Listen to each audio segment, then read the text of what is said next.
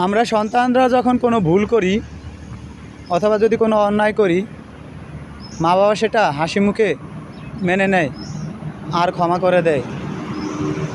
কিন্তু মা বাবা যখন বৃদ্ধ বয়সে গিয়ে কোনো একটা কিছু সন্তানকে বলে, তখন সন্তান তা মেনে নিতে চায় না। আমি ওই সন্তানদেরকে বলবো, তোমরা মা বাবার দোয়া নিতে জানো না। মা বাবার দোয়াই পৃথিবীতে সবচাইতে দামি জিনিস।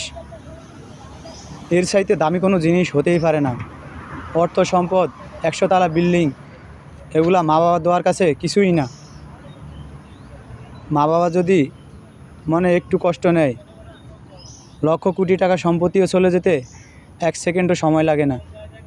তাই সব সময় মা বাবাকে সম্মান করবে, ভালোবাসবে, তুমি দামি হয়ে যাবে। বাবা নামটার মানে বুঝেন? হাজারো কষ্ট, হাজারো ঝড় বৃষ্টি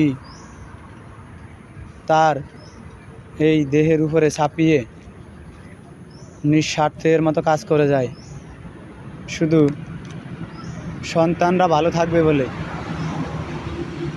কিন্তু কিছু কিছু সন্তানদের ক্ষেত্রে দেখলে বোঝা যায় যে মা বাবা মনে হয় বড় অসহায়।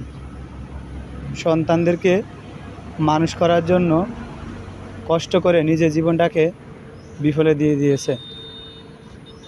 বার্ধক্য অবস্থায় যখন চলে যায়, তখন ওই সন্তানগুলো কখনো মা বাবাকে যত্ন নেয় না। মা বাবাকে সম্মান করেন। মা বাবাকে সম্মান করলে আপনি নিজেও সম্মানিত হবেন, অনেক দামি হবেন।